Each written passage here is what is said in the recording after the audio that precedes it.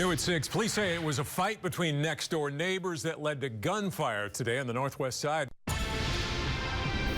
Happening now, authorities in Stockholm, Sweden are on the scene investigating after a truck plowed into a store, killing at least 3 people and injuring several others. This is a look at that video of the area shortly after the time of the crash. Swedish media is also reporting shots were fired. So far, limited information is available, and of course, we will let you know what happens on air and online at foxsanantonio.com. First on Fox, new information about a church bus crash in Uvalde County that killed 13 people and injured 2 others. TxDOT identified the driver of the pickup truck that collided with the bus as 20-year-old Jack Young. Tonight, he is in serious condition at University Hospital. Thanks for joining us. I'm Elisa Amigo. And I'm Ryan Wolf. Tonight, we now also know the names of those who are riding in the bus, including the lone survivor. Let's go to Fox San Antonio's Aaron Nichols, who's live in the newsroom with the very latest tonight. Aaron. 5 San Antonio museums are going to offer free admission to active duty military members and their families from Memorial Day all the way through Labor Day. And those museums will include the Blue Star Contemporary, Casa Navarro State Historic Site, the McNay Art Museum, San Antonio Museum of Art, and the Institute of Texan Cultures. More than 2,000 museums all across the country are also participating. First on Fox, a heartbroken community comes together to mourn the loss of a fallen firefighter. 31-year-old Scott Deem lost his life battling a fire at a strip mall on the northwest side last night. 2 other firefighters were hurt. Fox San Antonio's Melissa Vega begins our team coverage tonight. She joins us live from Ingram Square with a look at how things stand tonight. Melissa? We are learning more tonight about Scott Deem, the firefighter who died last night battling that blaze. Deem has a wife and 2 children, ages 7 and 13. He also has a 3rd child on the way. Today, Deem's cousin told us just how much he'll be missed. Just know that he was a good man, and that he was a hard worker at school, did everything right. Deem had been with the San Antonio Fire Department for 6 years. He was a graduate of Southwest High School. Now, it's been 20 years since a San Antonio firefighter was last killed in the line of duty. The last time the fire department lost one of its own was during an incident that was back on May 4th, 1997.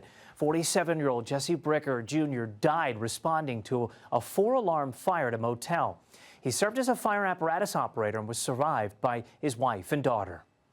We've also been keeping tabs on the 2 firefighters who were hurt in last night's rescue effort. Fox San Antonio's Camilla Rambaldi continues tonight's team coverage. She joins us live from SAMC with the very latest. And tonight, Fox San Antonio is proud to host a phone bank for the Benevolent Fund. So far, $51,000 have been raised, and that money will go to the family of Scott Deem. Here's a live look at the phone bank right now you can participate in. Call the number there on your screen to donate. It's 210-366-1434. Again, more than $50,000 so far going to the Benevolent Fund. It's a group of active and retired San Antonio firefighters who raise money to help firefighters and their families. Again, call 366-1434 to donate now. The phone lines will be open tonight until 9:30. And we'll continue to post updates around the clock on the story of our fallen hero on foxsanantonio.com. We also invite you to go to our station Facebook page and Twitter to leave your thoughts and condolences for the San Antonio Fire Department and the loss of firefighter Deem. Please use the hashtag #StanWithSA. This is a News 4 San Antonio special report. Legislative session, the last month.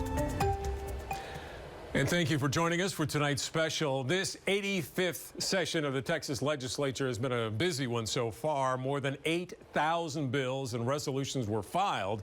Most of them won't see the light of day. Some of the most talked about issues this year: protecting our border, fighting cyberbullying, and just who can use which restroom. When we start tonight with a bill important to so many of us here in San Antonio after it got all the publicity, David's Law. That passed the state Senate today unanimously.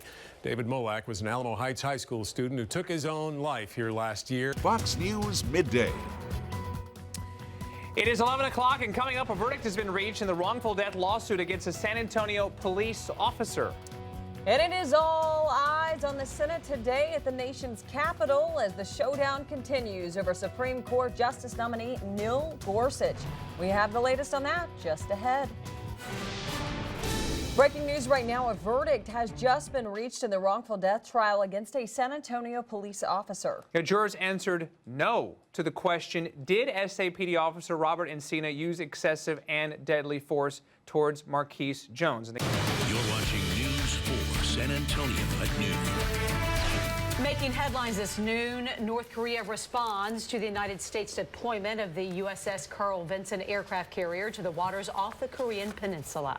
And Rex Tillerson in Russia today, meeting with officials about the Syrian civil war. Plus, we've got the latest on what's being done after a United Airlines passenger was forced off of that flight. We begin this noon with breaking news. A Bexar County grand jury has indicted a former special education teacher for 2 cases of injury to a child or disabled individual. Now, this is video shot last night when 59-year-old Rosemary Diaz was taken into custody. The 59-year-old faces charges related to 2 separate incidents that allegedly happened back in February.